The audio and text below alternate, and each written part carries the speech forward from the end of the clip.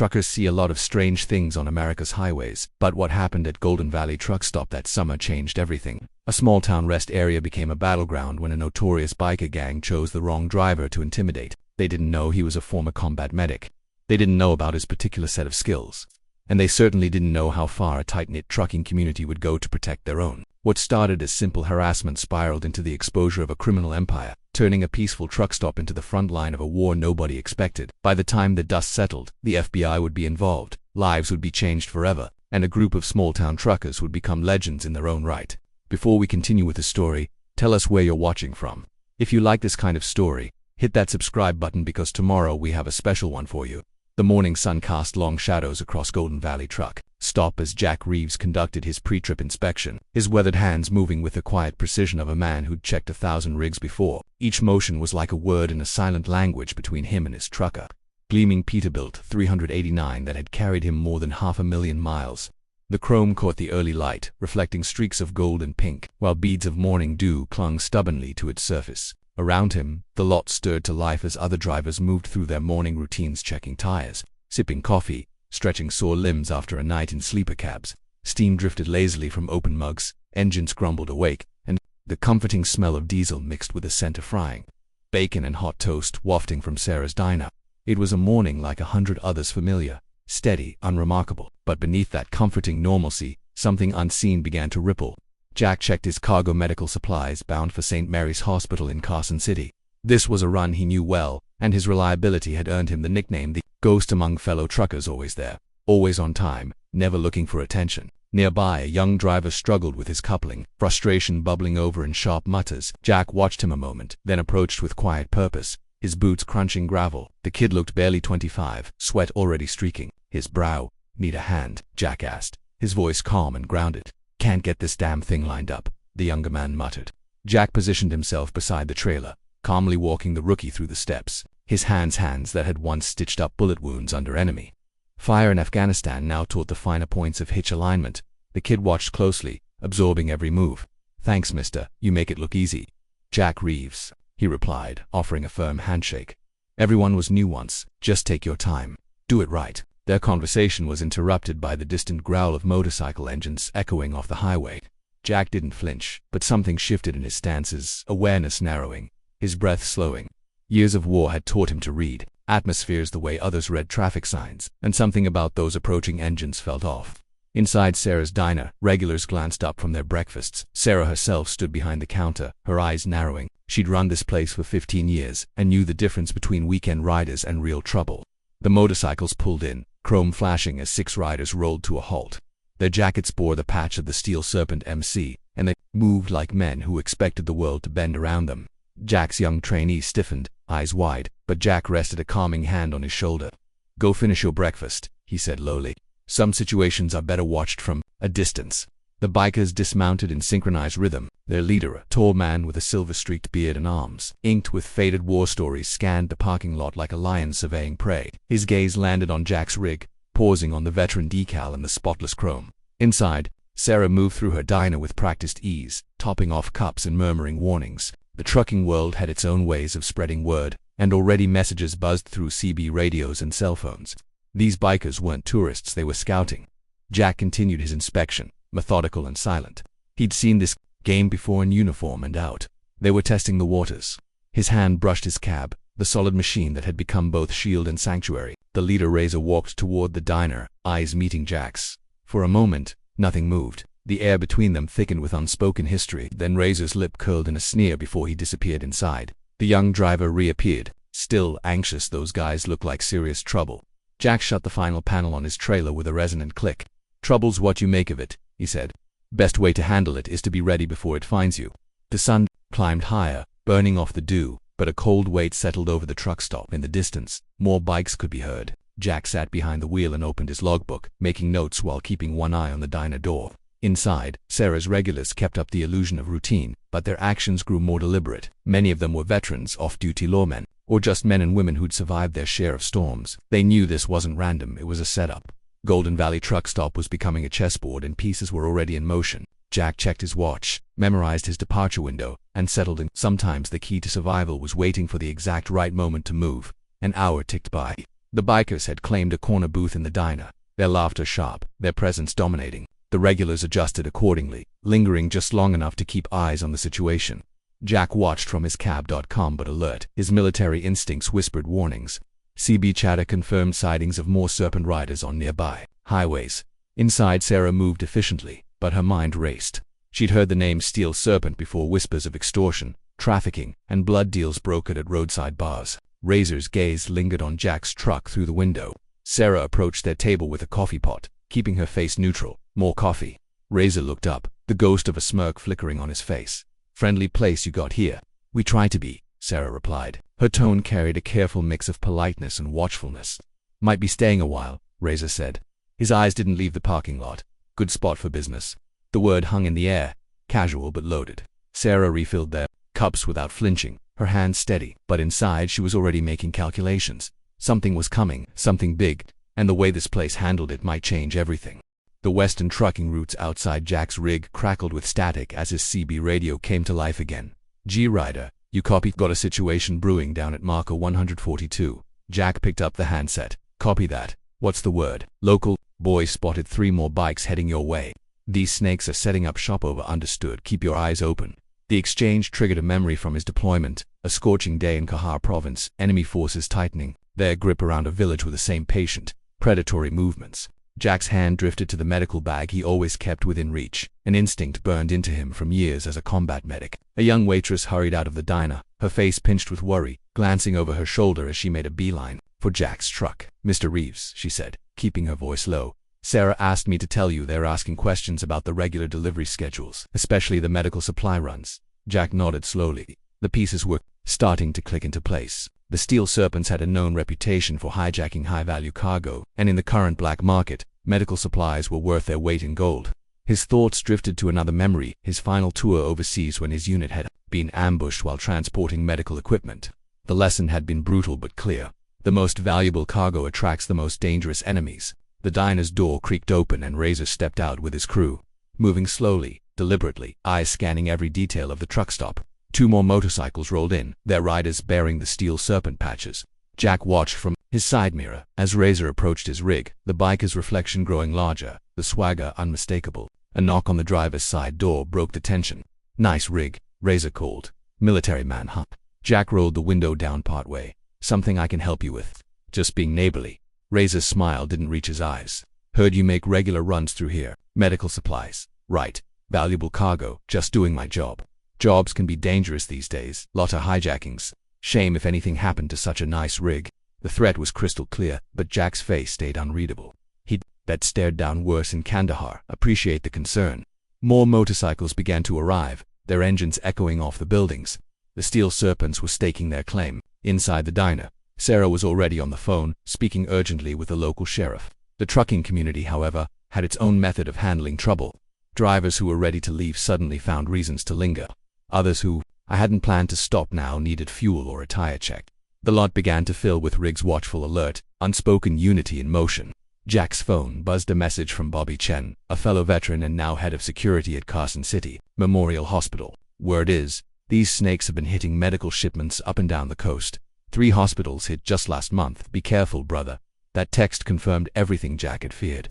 The Steel Serpents weren't just punks, they were an organized, well-informed network. Golden Valley's central location made it the perfect launching point for their operation. Razor and his crew mounted their bikes, but not before Razor cast one last look at Jack's rig. See you around, soldier boy. Keep that rig shiny. As they roared away, Sarah emerged from the diner, crossing to Jack's truck with a serious look. She climbed up to the passenger side. Sheriff Thompson's on alert, but he says there's not much he can do unless they break the law. She handed Jack a fresh cup of coffee. They were asking about your schedule, about the hospital routes. Jack took the cup, already thinking 3 moves ahead. They're testing the waters, seeing what we'll do. This isn't their first rodeo. What are you thinking? Sarah asked.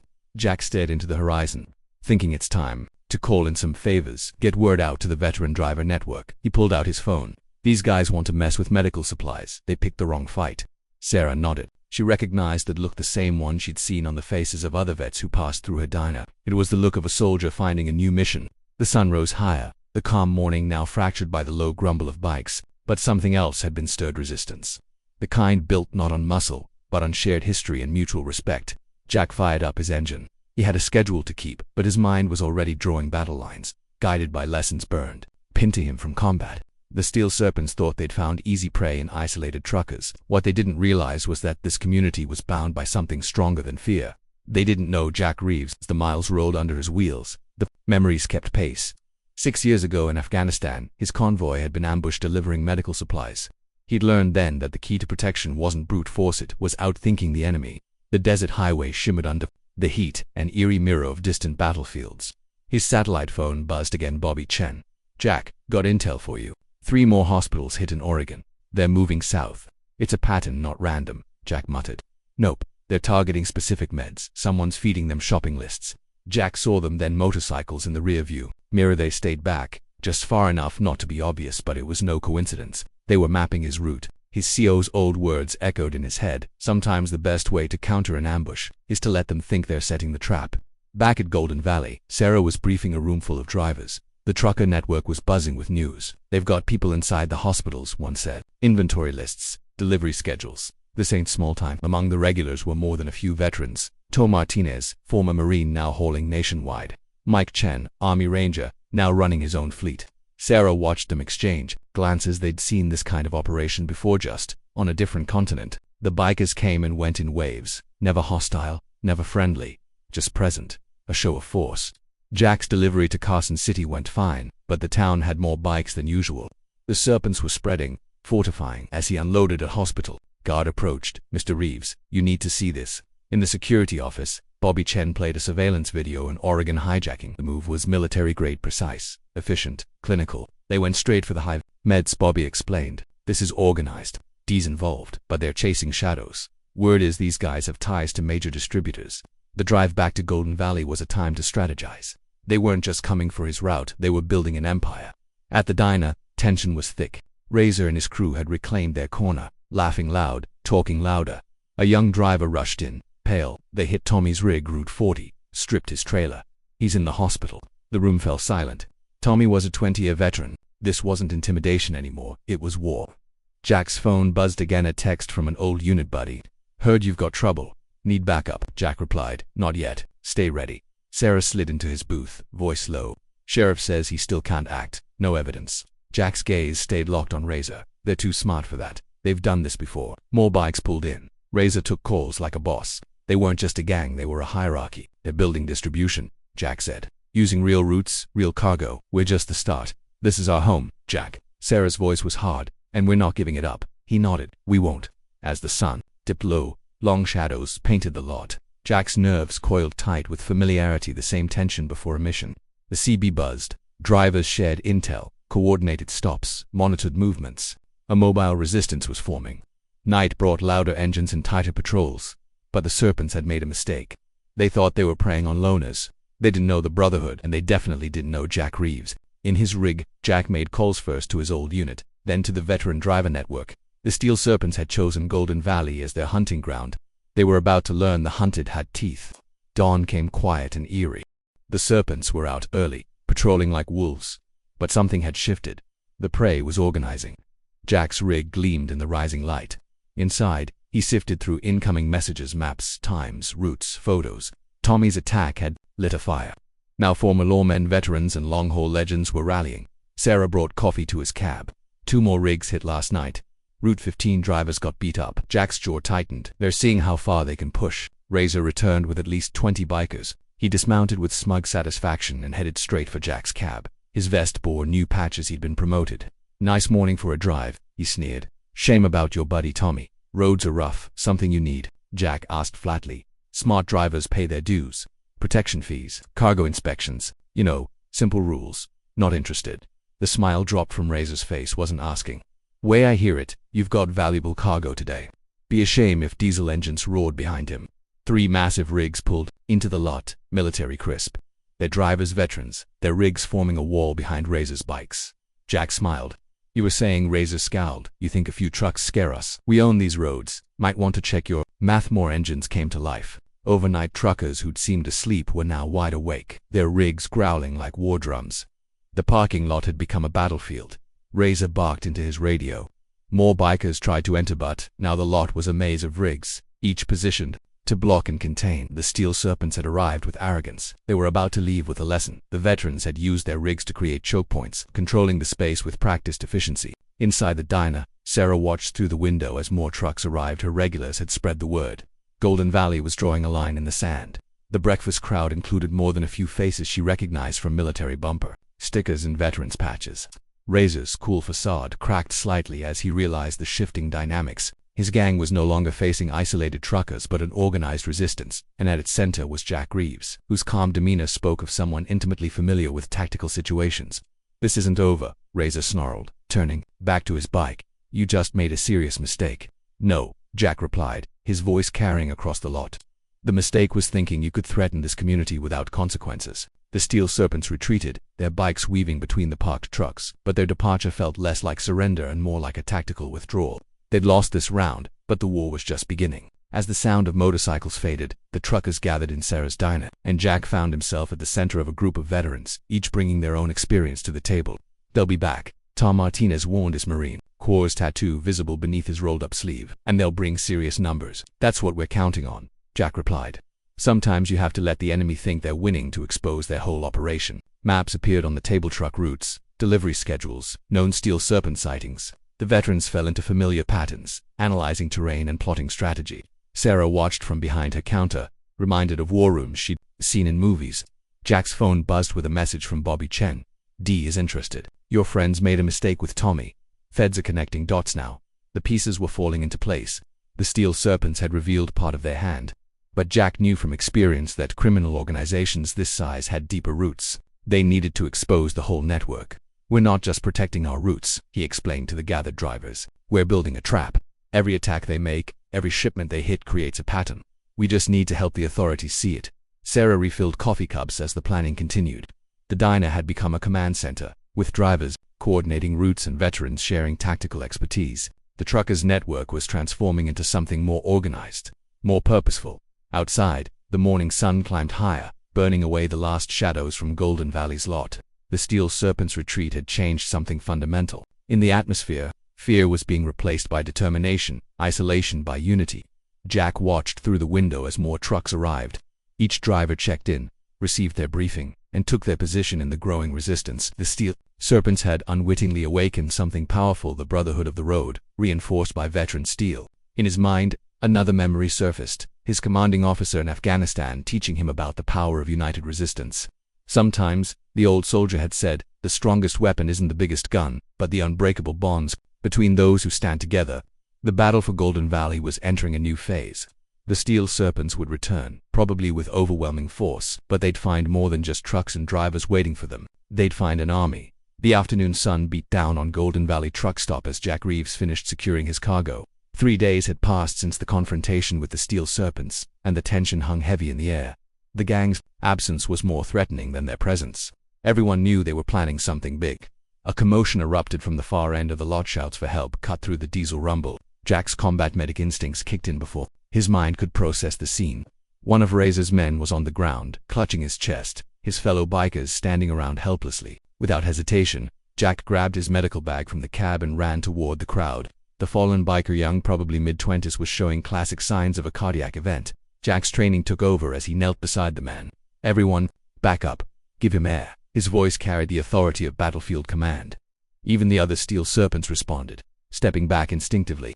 Jack's hands moved with practiced efficiency, checking vital signs, assessing symptoms. The young biker's eyes were wide with panic, his breathing shallow and rapid. "What's his name?" Jack demanded. "Joey," one of the bikers answered. "He's been complaining about chest pain all morning." Sarah appeared with the truck stop's emergency kit.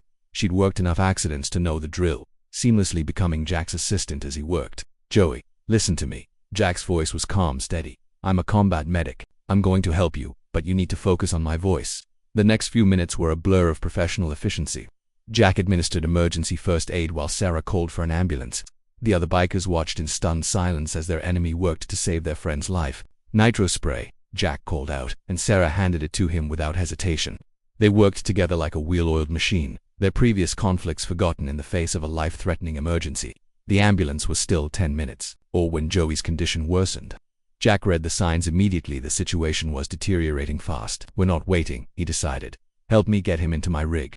I can have him at Carson City Memorial in 12 minutes. The steel serpents looked at each other uncertainly, but Joey's labored breathing made the decision for them. They helped Jack lift their companion into the truck's cab. I'm going with him, one of the bikers insisted Joey's brother, by the look of their matching tattoos. Jack nodded. Get in. The rest of you, follow if you want, but stay clear of my rig. I'm going to be moving fast.